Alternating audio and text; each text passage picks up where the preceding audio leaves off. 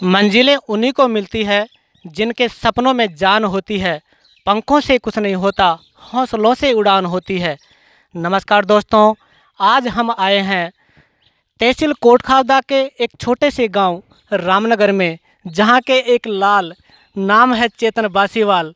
उसने हाल ही में जो माध्यमिक शिक्षा बोर्ड का सेकेंडरी का रिजल्ट आया है उसमें 97% अंक प्राप्त करके आसपास के क्षेत्र में एक शानदार मुकाम हासिल किया है, जिसके लिए विद्यालय परिवार इसको हार्दिक बधाई देना चाहता है और इसका हार्दिक स्वागत करता है।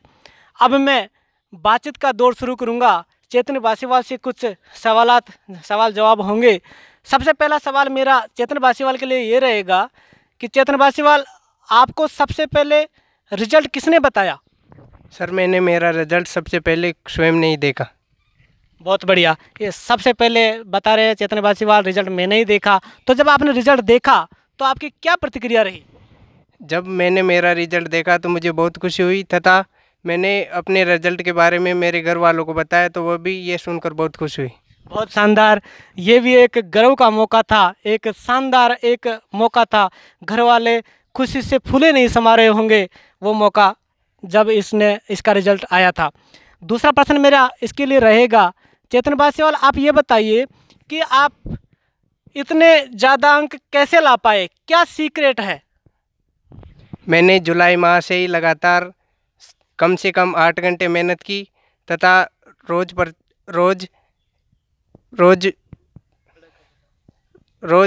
पढ़ाई की। जैसे चेतन बासीवाल बता रहे हैं, लगातार जुलाई माह से ही 8 घंटे रेगुलर पढ़ाई की, जिससे ये मुकाम हासिल कर पाया। तो चेतन बासीवाल आप ये बताओ कि मैंने विषयों में कितने कितने अंक मिले? मुझे हिंदी में 95, इंग्लिश में 96, साइंस में 94, सोशल साइंस में 98, मैथ 99 तथा संस्कृत में 100 नंबर मिले। क्या बात है, बहुत गजब। बच्चा, होनहारा बच्चा जिसने सभी विषयों में 90+ अंक प्राप्त किए हैं और एक विषय संस्कृत में तो रिकॉर्ड तोड़ दिया। जो मैंने अखबार में मैं देख रहा था, जो पहले नंबर पर जो बच्चा आया, प्रकाश हंसराज फोगावट, उसके संस्कृत में 97 नंबर आए थे। और शायद मैं मानता हूँ कि ये राजस्थान में शायद पहला अवसर है कि इसके संस्कृत में 100 में से 100 नंबर आए हैं। अगला सवाल मेरा चेतन बासीवाल से कि आपके पापा का व्यवसाय क्या है? पापा क्या करते हैं? मेरे पापा मजदूरी करते हैं। इसके पापा मजदूरी करते हैं। आपके पापा का नाम? नाथूलाल बासीवाल। इनके पापा का नाम नाथूलाल बासीवाल है, जो एक विनम्रता भरे और सादगी भरे स्वभाव के हैं। क्या आपके पापा लगातार आपकी पढ़ाई पर ध्यान रख रहे थे? हाँ जी, यही होती है एक अच्छे पेरेंट्स की पहचान कि पढ़ाई पर अपना बच्चा पढ़ रहा है या क्या कर रहा है, ध्यान लगातार रखे जा रहे थे। अब मैं चेतन बासीवाल से अगला प्रश्न करना चाहूँगा कि आपका पढ़ने का तरीका क्या था? कहने का मतलब, आप सुबह जल्दी उठकर पढ़ते थे, रात को पढ़ते थे, लेट नाइट पढ़ते थे या दिन में पढ़ते थे? कैसा मैनेजमेंट था आपका? मैंने देर रात अत्यधिक मेहनत की। चेतन बासीवाल बता रहे हैं कि इन्हों की पढ़ाई का जो तरीका था वो लेट नाइट पढ़ने का था, अर्थात रात भर इसने पढ़ाई की। इसके आगे बीच में एक दौर ऐसा भी आया, परीक्षा चल रही थी, लॉकडाउन का दौर भी आया। तो लॉकडाउन में आपको पढ़ाई में फ़ायदा मिला या नुकसान हुआ? लॉकडाउन से मुझे पढ़ाई में फ़ायदा मिला। क्या फ़ायदा मिला? मैंने लॉकडाउन में अत्यधिक मेहनत की तथा बचे हुए सब्जेक्ट में कड़ी मेहनत की। लॉकडाउन में बचे हुए सब्जेक्ट में इन्होंने शानदार मेहनत की और अपना पूरा 100% दिया, जिससे लगभग सभी विषयों में 95 नंबर आए हैं। अगला सवाल मेरा चेतन बासीवाल से रहेगा कि आप अपनी सफलता के लिए रोल मॉडल किसे मानते हो? मैं अपनी सफलता के लिए अपना role model doctor APJ Abdul Kalam तथा भीमराव अंबेडकर को मानता हूँ। क्या शानदार बात, इन्होंने अपनी सफलता का रोल मॉडल अब्दुल कलाम पूर्व राष्ट्रपति को माना है और बाबा साहेब भीमराव अम्बेडकर को माना है। उनके द्वारा एक कथन भी है कि शिक्षा वह शेरनी का दूध है जिसे जो पिएगा, जितना पिएगा वो उतनी ही धार लगाएगा। बहुत अच्छी बात है। अब अगला प्रश्न, चेतन बासीवाल, आप ये बताइए कि आप अपनी सफलता का श्रेय किसे देना चाहोगे? मैं अपनी सफलता का श्रेय अपने माता पिता, गुरुजनों तथा परिवार वालों को देना चाहता हूँ। बहुत अच्छी बात है। माता पिता, गुरुजनों और परिवार के सदस्यों ने इनकी पढ़ाई में बहुत ज़्यादा मेहनत करवाई, हमेशा लगातार ध्यान दिया। इसकी बदौलत ये श्रेय अपने परिवार, गुरुजनों, माता पिता सबको दे रहे हैं। अब अगला प्रश्न रहेगा, चेतन बासीवाल, आपको क्या पसंद है? आपकी रुचियों के बारे में थोड़ा बताइए। मुझे सबसे ज़्यादा क्रिकेट खेलना पसंद है। क्या बात है, चेतन बासीवाल को क्रिकेट खेलना पसंद है। क्या आप परीक्षा के दिनों में भी क्रिकेट खेला करते थे? हाँ, मैंने परीक्षा के दिनों में भी क्रिकेट खेला। क्या बात है, लगातार क्रिकेट खेलते रहे। इसका मतलब यह है कि खेल से दिमाग का विकास होता है, ना कि नुकसान होता है। हाँ, एक मेरे को वाकया याद आ रहा है।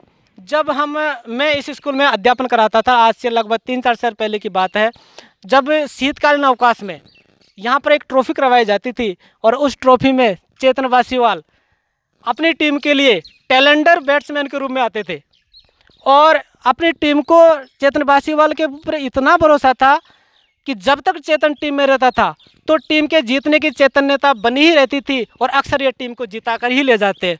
तो वही आज हम देख रहे हैं कि सफलता इन्होंने शानदार अर्जित की है अपने पढ़ाई में भी।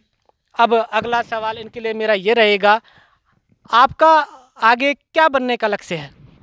मेरा आगे डॉक्टर बनकर समाज सेवा का कार्य करने का लक्ष्य है। बहुत अच्छी बात, एक शानदार मानव सेवा का कार्य, चिकित्सक बन के, डॉक्टर बन के ये समाज सेवा करना चाहता है। अगला सवाल मेरा ये रहेगा, सोशल मीडिया का आजकल खूब उपयोग हो रहा है। सोशल मीडिया का आपके शब्दों में आप क्या कहना चाहते हो? क्या इससे नुकसान होता है? आपने इसका यूज़ कैसे किया? सोशल मीडिया का मैंने अत्यधिक उपयोग किया तथा यूट्यूब ने मुझे पढ़ाई में अत्यधिक मदद की। सोशल मीडिया में क्या आपने व्हाट्सएप और फेसबुक का भी उपयोग किया था? हाँ, इसने व्हाट्सएप और फेसबुक का भी उपयोग किया, लेकिन सीमित मात्रा में किया। और यूट्यूब पर इन्होंने शानदार अपनी पढ़ाई को अनवरत जारी रखा, नियमित क्लासेज ली, दूसरी कोचिंगों की क्लासेज भी ली, जिससे ये इस मुकाम को हासिल कर पाए। अब मैं इससे पहले अगला सवाल करूं, मैं इनके निदेशक महोदय, चेतन के स्कूल के निदेशक महोदय श्रीमान जी कैलाश जी योगी, उनसे बातचीत करना चाहूँगा, उनसे सवालात करना चाहूँगा, जिनके स्कूल का नाम है सुभाष विद्या मंदिर सीनियर सेकेंडरी स्कूल रामनगर। तो उनसे मैं बातचीत करना चाहूँगा, पूछना चाहूँगा कि आपने लगातार जो प्रोग्रेस आप कर रहे हो, इसके पीछे आपका राज क्या है सर? नमस्ते सर, सबसे पहले मैं आपका स्वागत करता हूं और मैं आपको बताना चाहता हूं कि जो हमारे बच्चे हैं उनको हम ऐसे नहीं कि 10th क्लास में ही आकर के उनको हम पढ़ाते हैं। उससे पहले भी क्या है कि हमें जो बच्चा 7th क्लास में रहता है, 6 में रहता है, उसी से ही हम वहीं से हम मेहनत कराना चालू कर देते हैं, ताकि बच्चों को 10th बोर्ड में जाते जाते उसको इतना परिपक्व बना देते हैं कि वो चेतन बन सके। क्या बात, शानदार। क्या आप आने वाले समय में भी 2-4 चेतन और देखना चाहोगे? जी सर, अभी हमने एक चेतन निकाला है यहाँ से, तो हमारी टीम का और हमारे स्कूल मैनेजमेंट का मेरा यही ध्येय है कि यहाँ से हर साल एक नहीं अनेकों चेतन यहाँ से निकलेंगे। बहुत अच्छी बात। आपके साथ करीब से मैंने आपकी मेहनत को देखा है, आपके साथ मैंने काम भी किया है, मुझे पूरा भरोसा है आप ये ज़रूर कर पाओगे। अगला सवाल निदेशक महोदय से मेरा रहेगा कि लॉकडाउन में आपकी क्या दिनचर्या थी? क्या लॉकडाउन में आप चेतन बासीवाल से लगातार संपर्क में थे? क्या कहना चाहोगे? सर, मैं आपको बताना चाहूँगा कि मैं बच्चे के ऊपर ज़्यादा प्रेशराइज नहीं करता हूँ। मैं बच्चों को एक तो पहली बात तो फिर उसको बिल्कुल खुला छोड़ता हूँ। उसका जो मानसिक जो दबाव है उसको मैं कम करने की कोशिश करता हूँ, ताकि बच्चा खुला होकर के और ज़्यादा पढ़ता है। और जो लॉकडाउन लगा है उस लॉकडाउन में मैं चेतन से लगातार संपर्क पे था, रोज़ डेली कॉलिंग करता था, कितने घंटे पढ़ाई करा है, तो उसका मुझे हमेशा ही जो अच्छा चेतन की तरफ से अच्छा जवाब मिलता था कि डेली वो पढ़ाई करता था उस टाइम पे भी, और उसका परिणाम आपके सामने है। बहुत अच्छी बात कही सर आपने। निदेशक महोदय लगातार चेतन बासीवाल को लगातार लॉकडाउन में भी तराशते रहे थे, जिसका फल आज आपके सामने आप देख रहे हैं कि बच्चे ने आसपास कई क्षेत्र नहीं, पूरी कोटखावदा तहसील में प्रथम आकर के नाम रोशन किया है। क्या आपको चेतन बासीवाल की इस सफलता पर पहले से ही भरोसा था? जी सर, क्योंकि हीरा तो चमकता है तो इसकी चमक तो दूर दूर तक जाती है। तो इसकी चमक क्या है कि मैंने पहले ही महसूस कर ली थी कि ये हीरा है। तो इसकी चमक में मैंने और 4 चांद लगाए और ये हीरा है जो इस क्षेत्र में है, जो आपके सामने उभर के आया है। बहुत अच्छी बात सर। आप आने वाले जो इसके जूनियर साथी हैं इनको क्या संदेश देना चाहोगे, वो बताइए सर। मैं इनके जो जूनियर साथी है उनको ये संदेश देना चाहता हूँ कि जो चेतन ने किया है, यानी कि वो खेलते भी थे, पढ़ाई भी करते थे, प्लस जो इम्पोर्टेंट जो चीज़ होती है वो होता है मानसिक दबाव। इस बच्चे ने कभी अपने ऊपर मानसिक दबाव नहीं लिया और रेगुलर जो 7-8 घंटे पढ़ाई करते थे।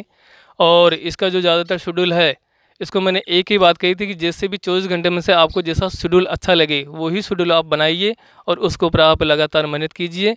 और इस बच्चे ने मेरी बात मानी और रेगुलर इसने जून जुलाई से ही अपनी पढ़ाई तो नियमित रखा और डेली है जो 7-8 घंटे मेहनत करता था बच्चा ही। उसी का परिणाम आपके सामने है दोस्तों। अब मेरा अंतिम सवाल निदेशक महोदय से यही है कि आने वाले समय में आप क्या नया करने जा रहे हैं? सर, आने वाले समय में ऐसे भी अपना जो विद्यालय है ये गांव में है, लेकिन फिर भी मैंने इसको बिल्कुल डिजिटल कर रखा है। तो इस लॉकडाउन में मेरे सभी बच्चों से ऐसे तो मैं संपर्क पे हूँ कॉलिंग के द्वारा। और इसके अलावा मैं क्या है कि बच्चों के लिए ऑनलाइन पढ़ाई के लिए अभी मैं कोशिश कर रहा हूँ। इनके लिए बच्चों के लिए ऑनलाइन पढ़ाई से चालू करेंगे और इनके लिए मैंने ऐप की व्यवस्था की है ताकि बच्चा घर बैठे बैठे हैं जो इस लॉकडाउन में घर पे बैठा बैठा पढ़ सके। बहुत बढ़िया सर। समय की मांग को देखते हुए सर ने अभी इनके लिए एक नया ऐप सर्जित किया है और ऐप के माध्यम से घर बैठे इनको पढ़ाई करवाएंगे। अब हमारे साथ में एक ऐसे छुपा रुस्तम सर बैठे हैं, नाम है उनका श्रीमान सत्यनारायण जी शर्मा। उन्होंने जो काम इस बालक को हमने 6ठी 7वीं में पढ़ाया था, 8वीं तक पढ़ाया था और इससे पहले भी हमने लगातार पढ़ाया था और लगभग 96-97 तक हमने अंक दिलाए थे। संस्कृति पढ़ाई थी लेकिन कुछ कमी थी, नहीं ला पाए थे 100 में से 100। अभी जो हमारे साथ सर है उन्होंने चेतन बासीवाल को पूरे 100 आउट ऑफ 100 में से 100 दिलाए हैं। सर, आपका राज क्या है? जी, स्वागत है रामराज जी आपका। देखिए, सबसे पहले मैं कहना चाहूँगा कि एक बच्चे की जो योग्यता है, जो इसने उपलब्धि हासिल की है, उसमें सभी गुरुजनों का और इसके माता पिता का भरपूर योगदान रहा है। पढ़ाई की बात करें, क्योंकि जितना हमने सहयोग किया इसे, जितना अच्छा पढ़ाया, उतना ही सहयोग इसके मम्मी पापा से मिला। क्योंकि अगर बच्चा निरंतर विद्यालय आता है तो वो निश्चित रूप से सफलता की ओर बढ़ता है। रही 100 नंबर की बात, तो 100 नंबर का तो हमने इनको लक्ष्य दिया था पहले स्टार्ट से ही, क्योंकि 15 जून के लगभग से मैं क्लासेस इनकी शुरू कर दिया था। तो जब भी कुछ ये कमी करते थे तो सिर्फ इनको लक्ष्य से अवगत कराता था मैं कि आपका लक्ष्य ये है और इस अशुद्धि को आपको नहीं करना है। क्योंकि अक्सर आपने देखा होगा संस्कृत सब्जेक्ट में 100 नंबर कम ही प्राप्त होते हैं। वो कारण है कि वहाँ बच्चे काफ़ी अशुद्धियाँ करते हैं। तो इसलिए हमने क्या किया कि शुरू से ही हलंत और अनुस्वार से लेके लकार आदि पे भी विशेष ध्यान दिया।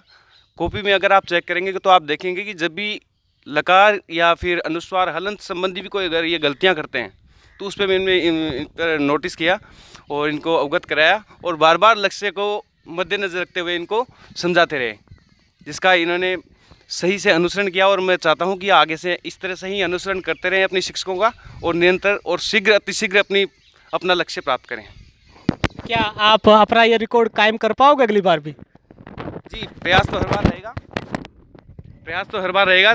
अब देखते हैं, कोशिश हमारी पूरी रहेगी और निश्चित रूप से भरोसा भी है कि शायद अगली बार भी हम ये कारनामा करेंगे। बहुत बढ़िया सर।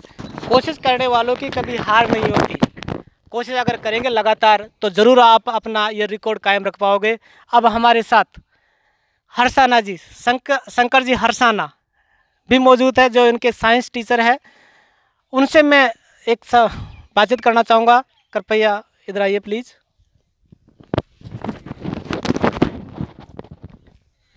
सर, आसपास के क्षेत्र में जो रिकॉर्ड आपने दिया है, जो नंबर वो लाए हैं, वो शायद ही आसपास के क्षेत्र में लाए हैं। लेकिन इस बार आपके कुछ नंबर कम रह गए, मेरे को ऐसा लगता है, क्योंकि पिछली बार आपने 100 में से 100 मैथ और साइंस में लाए थे। अब की बार क्या आपकी कुछ कमी रह गई थी, या फिर आप बच्चे की कुछ कमी रह गई थी? आगे आप क्या कहना चाहते हैं? सबसे पहले तो मैं धन्यवाद देता हूँ रामराज जी को कि आप यहाँ आए और हमसे रूबरू हुए। मैं बताना चाहूँ कि मैं जब जून से इनकी क्लास लेना शुरू कर दिया था, उस समय ही मेरा टारगेट ये था जो गत ईयर का जो परिणाम है 100 में से 100, मैं उसी मुकाम को दोबारा पाना चाहता था। और मैंने जो चेतन बासीवाल है, उसके अलावा 2-4 बच्चे और हैं, उनको तभी से टारगेट में बना लिया था कि इन सभी बच्चों के 100 में से 100 दिलाने हैं। और मैं लगातार स्टडी मटेरियल हो, टेस्ट हो, जो भी कुछ है उनमें लगातार प्रयासरत रहा। इनमें जो भी कमी रहती थी उन सबको मैंने दूर करने की कोशिश की।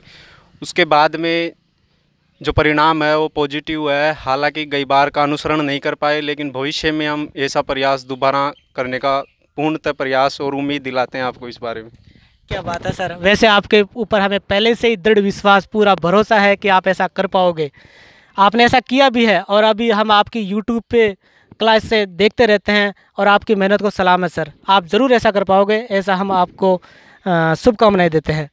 अब अंत में मैं चेतन से पूछना चाहूँगा कि आप अपने जो जूनियर भाई बहन आएंगे जो 10th क्लास में आप पढ़ेंगे, उनके लिए, जिनके रोल मॉडल आप बन ही चुके हो और वो वैसे ही आपका अनुसरण करेंगे, लेकिन आपकी ओर से उनके लिए क्या संदेश रहेगा? मैं उनके लिए यही कहना चाहता हूँ कि वह भरपूर मेहनत करें तथा अपने लक्ष्य को प्राप्त करें। बहुत अच्छी बात, भरपूर मेहनत करें, मन लगाकर मेहनत करें और अपने लक्ष्य को प्राप्त करें।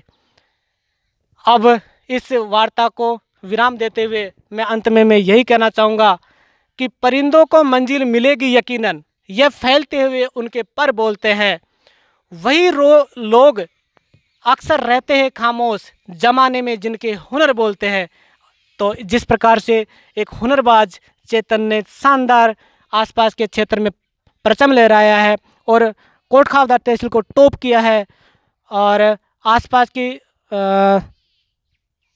ऐसा सर तो ऐसा भी बता रहे थे, और कि इसने राजस्थान के टॉप 10 स्टूडेंट्स में इनका नाम है। तो अंत में मैं यही कहना चाहूँगा कि पढ़ेगा इंडिया तो बढ़ेगा इंडिया। Thanks a lot.